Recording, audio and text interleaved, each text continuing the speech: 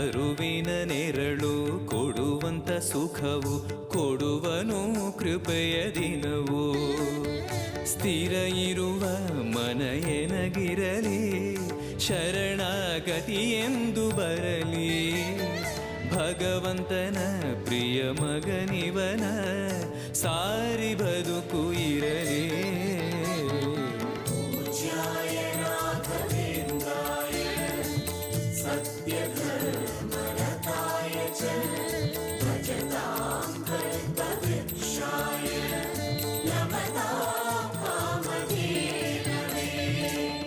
ಆಲಯವೆಂದರೆ ಮಂತ್ರಾಲಯವೇ ಬೇರೆ ನಾ ಅರಿಯಲಾರೆ.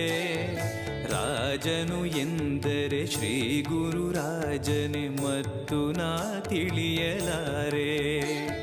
ಆಲಯವೆಂದರೆ ಮಂತ್ರಾಲಯವೇ ಬೇರೆ ನಾ ಅರಿಯಲಾರೆ.